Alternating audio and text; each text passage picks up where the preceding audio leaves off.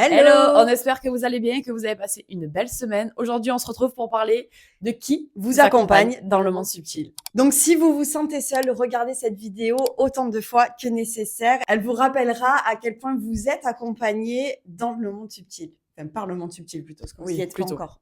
Non. Parce qu'il n'y a pas que votre guide qui vous accompagne, vous êtes soutenu chaque jour et depuis votre naissance par des âmes qui vous ont choisi pour vous aider dans votre incarnation. Dans le top 3 sur le podium, on retrouve bien évidemment votre guide spirituel, la famille d'âmes et l'ange gardien.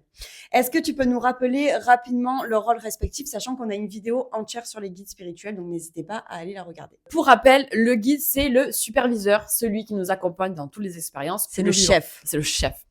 Celui qui nous envoie des signes qu'on n'arrive pas à déchiffrer souvent et qui est au courant de tout ce qui va se passer dans notre vie, puisque c'est avec lui que notre âme a décidé de toutes les expériences qu'on va vivre dans cette incarnation-là. La famille d'âmes, quant à elle, elle regroupe un certain nombre d'âmes, en moyenne 7-8. Généralement, il y en a plus quand la mission de vie est davantage spirituelle ou qu'elle doit s'exercer à grande échelle auprès de nombreuses personnes. Par exemple, si on prend le cas de célébrités ou de personnes connues, au vu du nombre de personnes qu'elles touchent, elles sont certainement accompagnées par une quinzaine ou une vingtaine d'âmes qui composent leur famille d'âmes. Cette famille, elle peut regrouper des âmes que vous avez connues ou pas du tout, et elle vous accompagne chacune dans une spécificité ou un domaine. Par exemple, vous allez avoir Christiane qui vous aide pour la confiance en vous, Dominique pour le domaine professionnel, Enchantée, Domi. et Bertrand, par exemple, pour l'amour.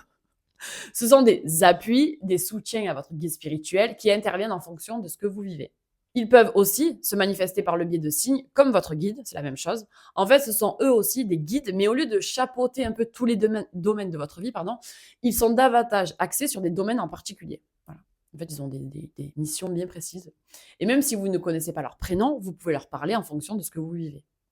Si, par exemple, vos relations amoureuses sont catastrophiques, on prend souvent l'exemple des relations amoureuses dans nos vidéos, parce que c'est ce qui touche le plus de monde, malheureusement, vous pouvez dire, si j'ai un guide pour le domaine relationnel, merci de me mettre sur la voie de la guérison, du pardon, de la confiance, etc., en fonction de votre besoin. Par rapport à la problématique que vous rencontrez, il va pouvoir vous envoyer des expériences pour que vous compreniez. Peut-être qu'il va vous faire croiser la route d'un professionnel qui va voir les vies antérieures parce que le blocage vient de là, ou il va vous envoyer un pervers narcissique pour que vous compreniez que vous ne donnez pas aux bonnes personnes. Ensuite, il faut bien sûr arriver à saisir les opportunités et les comprendre quand elles se présentent. Ça, c'est encore un autre problème. Mais c'est précisément cela qui vous aide à évoluer. Et retenez toujours que si vous demandez, vous obtenez. Donc, soyez le plus précis possible dans vos demandes. Et l'ange gardien, pour en parler un petit peu, parce que c'est vrai que lui, on n'en parle pas souvent, mais c'est intéressant aussi de connaître son rôle parce que beaucoup de personnes confondent le guide spirituel avec l'ange gardien. Et d'ailleurs, c'est ce qu'on faisait au tout début avant d'ouvrir nos connexions. Moi-même, avant de savoir que j'avais un guide, je demandais à mes anges, c'est comme ça que je visualisais un peu l'aide du ciel qu'on pouvait m'apporter. Donc, je disais toujours, mon ange gardien, en vérité, c'était le guide. L'ange gardien, c'est le protecteur. Il va vous permettre d'éviter des dangers si ce n'est pas votre heure. Si vous prenez par exemple un chemin différent que d'habitude pour aller au travail et qu'il y a eu un accident sur la route habituelle, en l'occurrence, c'est grâce à lui que vous avez pu l'éviter. Si par contre, vous faites face à un danger, quel qu'il soit, c'est qu'il est bénéfique à votre évolution et que votre âme a décidé de le vivre avant l'incarnation. Vous pouvez bien sûr lui aussi l'invoquer tous les jours si vous le souhaitez pour la protection.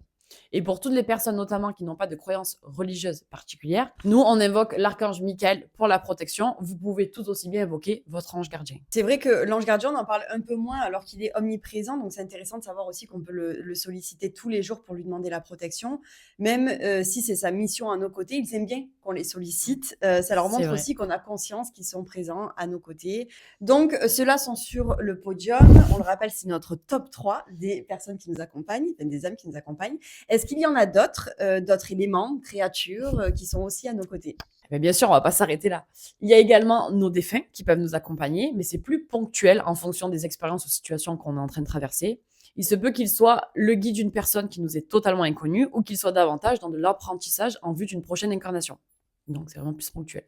Dans ce cas, ils n'ont pas pour mission de nous accompagner au quotidien, mais ils peuvent se présenter s'ils estiment cela nécessaire. Et c'est pour ça que certains peuvent faire partie de notre famille d'âmes et d'autres sont plus effacés, sont plus en retrait. Ensuite, sur le plan purement spirituel, nous sommes accompagnés par un dragon.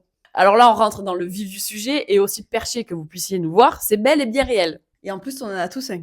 Et oui. C'est ça le pire. Donc, même toi qui penses qu'on disjoncte complètement, la seule chose qui nous différencie, c'est que nous, on a conscience qu'on en a un et toi, maintenant, tu le Tu sais. le savais pas, mais maintenant tu le sais. Tu pourras plus le dire.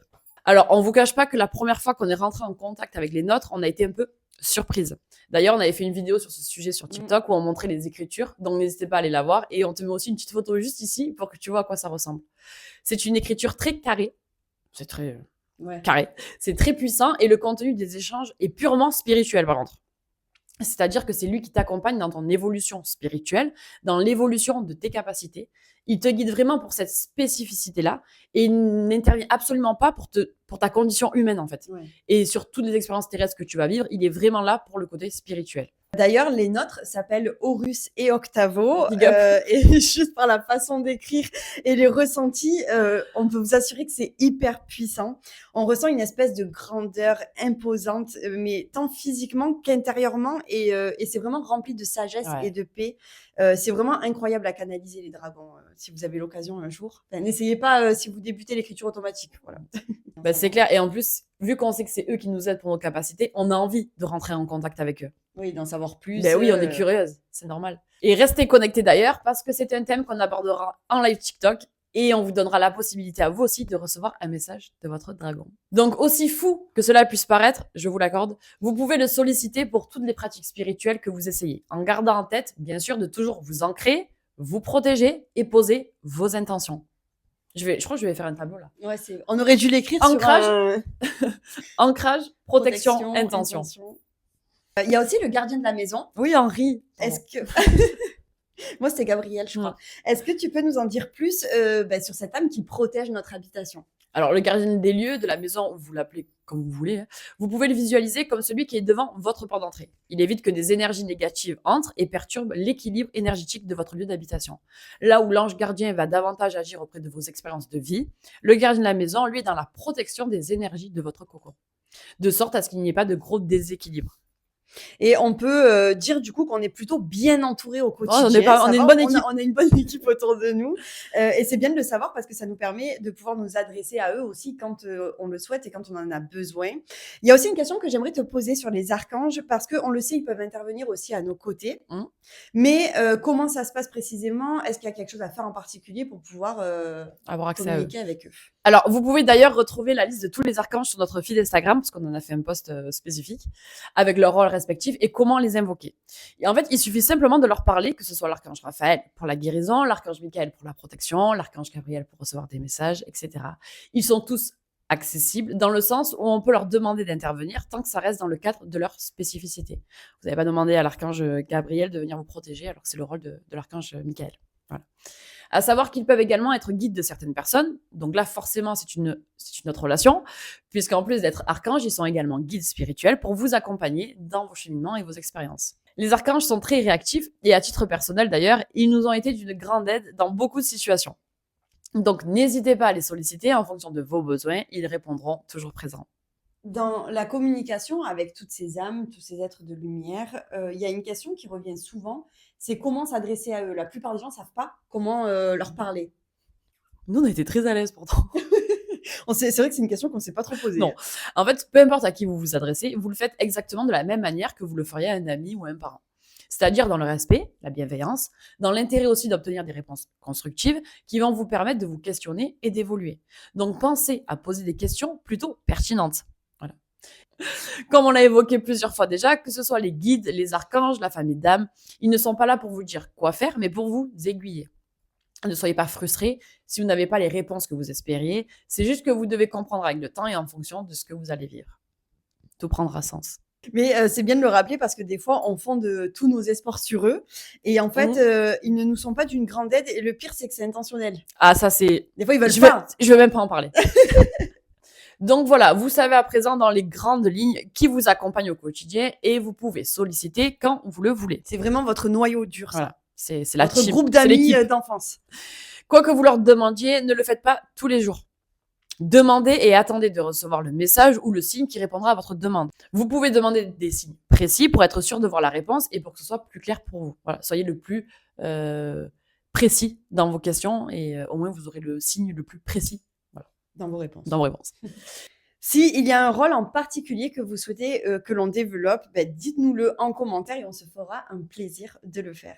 On espère que cette vidéo vous a plu et que ça vous a un peu éclairé sur le fonctionnement de qui vous accompagne et qui est présent pour vous au quotidien. Et surtout que vous allez vous en servir pour Oui. vous et pour C'est le but avancer, aussi, vous aligner, etc. On vous souhaite de passer une très belle semaine. N'hésitez pas à vous abonner, à liker, à partager et à commenter. On se retrouve la semaine prochaine.